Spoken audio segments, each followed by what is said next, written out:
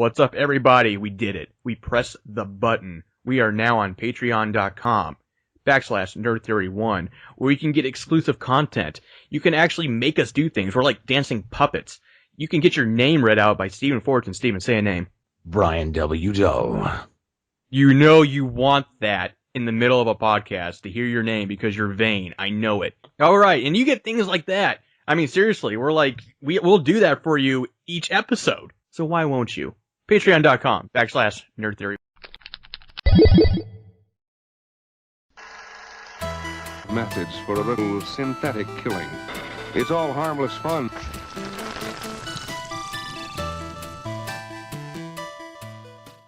When this game first came out for the Vita, I told myself I wasn't going to play it if it was ported to Steam. The reason being is that I didn't particularly care for Hyperdimension Neptune U Action Unleashed, and this was basically the sequel to that. Yet here we are, the game is out on Steam, and I've already played for multiple hours. That's what happens when you let Nep get her hooks into you. She gets you once and never lets you go. So in the name of my purple-haired slave driver, let's see if Megatagmension Blanc plus Neptune vs. Zombies improve the action Nep model at all. On a remote island somewhere in the nation of game industry lies the prestigious academy, Game Academy. The CPUs in Canada's, wanting to foster a better relationship with their human citizens, decided to attend Game Academy as students. Unfortunately, due to declining birth rates, keeping it topical, Japan, the Academy has had a low turnout of students and will be closing at the end of the current school year. In an effort to save the school, Neptune, as a sole member of the school's film club, decides to film a zombie horror action movie to drum up some publicity. Unfortunately, Neptune has no idea what she's doing, so she begs Blanc, the only CPU with half an idea how writing works, if that, to help her out. Blanc agrees to join the club on the condition that she can write and direct the movie. Meanwhile, a mysterious phenomenon begins to occur around the school, transforming the students into delinquent zombies. Since it's their duty as CPUs to fight the zombies anyway, Neptune and Blanc decide to film their fights and edit in Blanc's story scenes, since it will save money on costumes.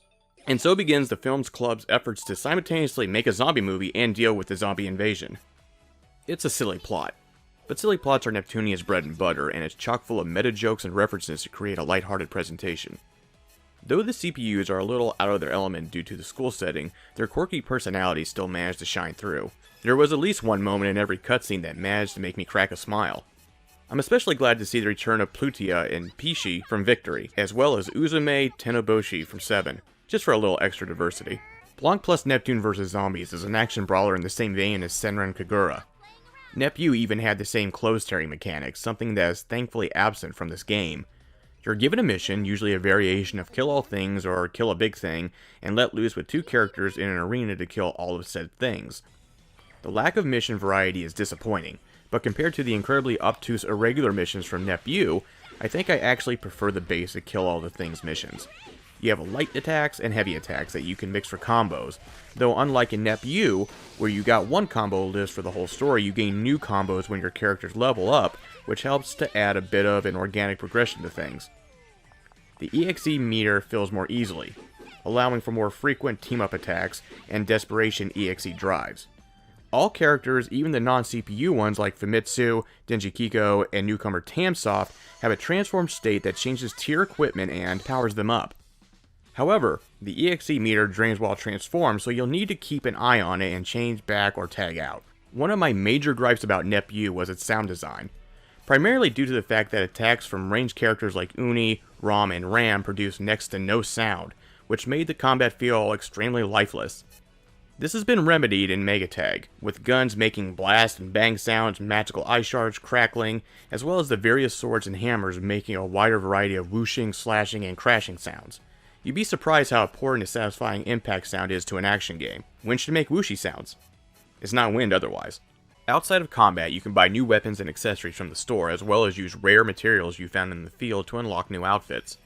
You can place multiple cosmetic items on each character. They don't actually do anything, but it's kind of funny to put a Neptune plushie on Neptune's head. Weapons can be outfitted with special upgrade patches that provide passive buffs and temporary boost. They are consumed after each mission, so you'll need to reapply them. You can also equip assist characters like Hif and Kappa, who you can call on during battle for a temporary bonus. Megatag isn't perfect. The combat, despite its improvements, can still get a little monotonous at times, and the arenas are occasionally too big for their own good.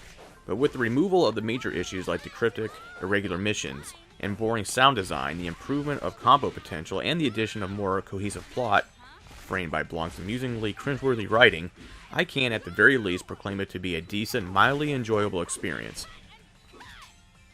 I don't think anyone who doesn't already like Neptunia would enjoy this game, but if you're already a Nep convert, the CPU shenanigans can tide you through some occasional repetitive combat. I give MegaTagmension Blanc Neptune vs. Zombies a 3 out of 5. Thanks for watching this video. Please like and subscribe to the YouTube Nerd Theory channel, YouTube/Nerd Theory channel. You can also visit us on our website at www.nerdtheory.net. And if you want to help out with the progression of Nerd Theory channel, check out our Patreon page at patreon.com/Nerd Theory.